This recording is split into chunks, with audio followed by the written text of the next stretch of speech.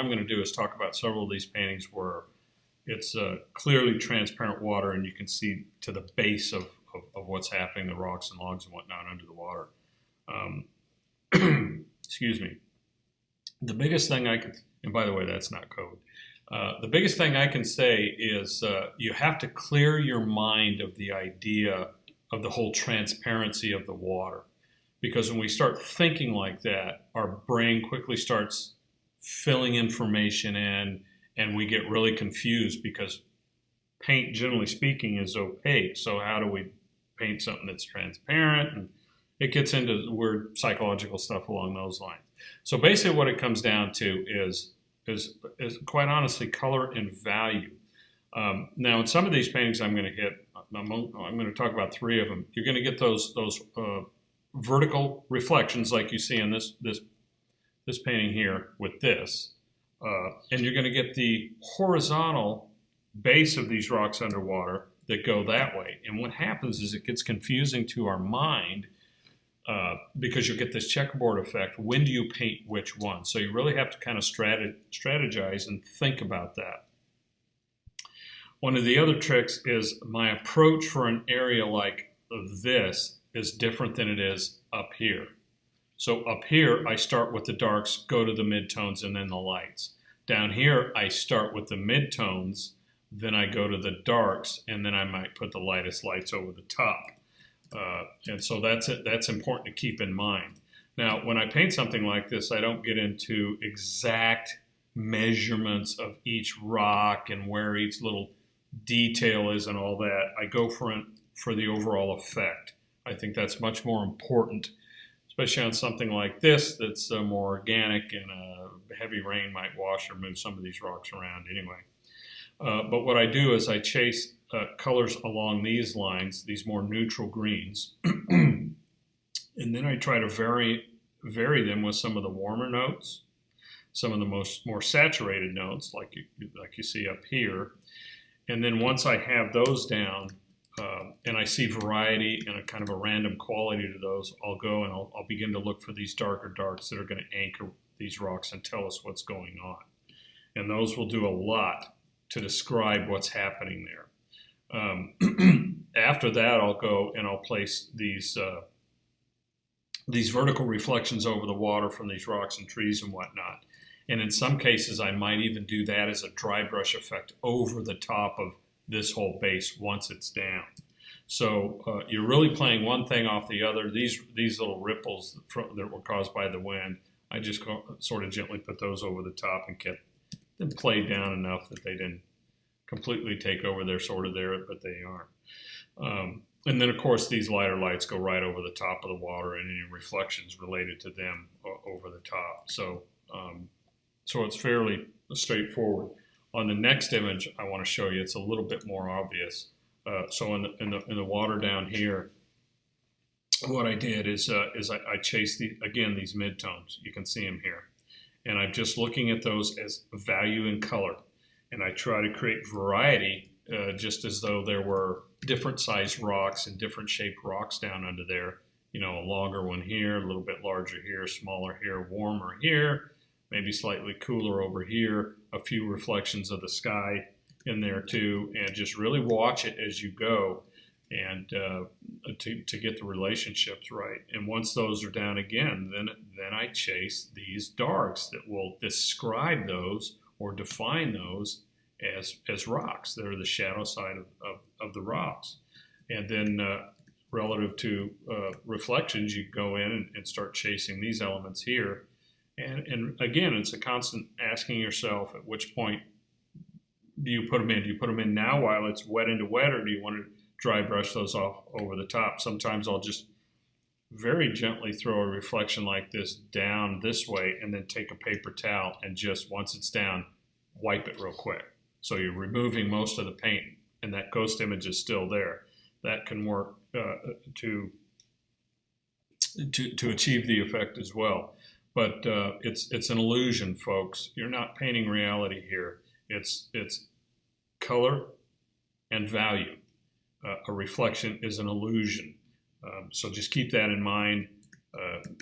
that's what you're painting. You're not painting an actual physical transparent thing. It's just color and value. If we go to this next one, which I'm sure you've seen before, we've advertised it for the class. Some of these elements, these reflections here, were added clearly after the fact. These, okay, and then once those were down, and I did a similar thing, took a paper towel and just wiped them down. I then went in right over the top of those and got these horizontal reflections. So one over the other gives the illusion of reality and water that not only looks flat, but looks deep. And down here, same thing. I got this as the base pool of color in, then I went for some of the lighter values in there, and just random colors and strokes to create the look of varied size rocks and that type thing. And then, let me get rid of these, go back down in here and really, whoops, I don't know what caused that to happen, but you can see it as long as it's big. Let's look at it. You can go in and then anchor them with these. I changed the. Let me fix this. I changed from a brush to altering the image type. At any rate, you can see these darks anchor each one of those rocks and define them as a rock, the shadow side of that. And as it starts to move into the deeper areas of water, you begin to bring the color and value closer together until it's all one color and value, and it creates the illusion of it's so deep you no longer see those shadow elements of the water. But you can see that it has an effect that looks real, and that's what this painting was about, was that water, not the peaks. And so I played up on that. You can see it here. But again, folks, like I just said, it's an illusion, so don't chase what your brain is trying to identify. Really focus on what you see there in terms of those midtones, those darks, and those highlights. And start with the midtones and use these darks, like I say, very sparingly and very selectively to identify what's happening as you define this up. Again, you can see that this reflection of this rock was more opaque here, and then I went into an after the fact reflection down on that. But you can see it all over in here. It was just dry brushed and then wiped down with the paper towel after the painting was dry to achieve that effect. And that's what I do. I'll see if I can't put a video clip together sometime in the next couple of months to showcase some of this, and we can talk about it as I paint. Because when I do get these areas initially, when I'm painting that down, I'm just fast and loose, and I'm more going more for, you know, some of the, once I get the value down, some of the subtle color variation in there that I can play up on. You clearly see it from the warmth there to the higher key there to the more saturated color here. There, every little bit adds the look of reality and realism to this. That's just really in effect. Okay, so I hope that helps you out. Hi, my name is Matt Smith. One of the primary goals of this online course is to give folks the opportunity to study with me for a full year at their convenience, on their own time frame. It's not always easy to block out a week or more time to travel to a distant location for the purpose of studying with an artist of choice. Allowing oneself to study as their schedule permits creates a more relaxed atmosphere, which in turn opens the mind to learning. This is an opportunity I really wish I had in my early years. The course begins with an introductory module covering the basic consideration of tools, equipment, studio arrangement, lighting, the importance of indoor versus outdoor time, photography as a tool, and much more.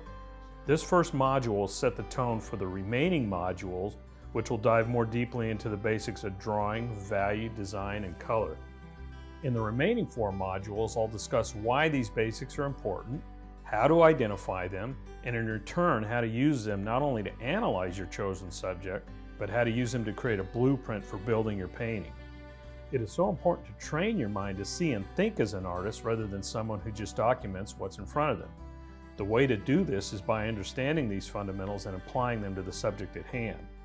In other words, see by way of the basics, line, shape, value, etc., rather than all the physical components that make up the finished scene, like twigs, pebbles, and leaves. I'll then reinforce these concepts with both unedited visuals, photographs, and finished paintings that support the idea at hand. I'll then complete a demo of a subject that represents the particular fundamental addressed in each module. I'll also include a variety of photographic images for student use. Participants will also have access to me throughout the year by way of a private Facebook group. You'll be able to contact me with questions related to areas of difficulty or whatever you may be working on and want to discuss. This one-on-one time is where we can really fine-tune areas of interest for you. Thank you, and I really hope you can join me.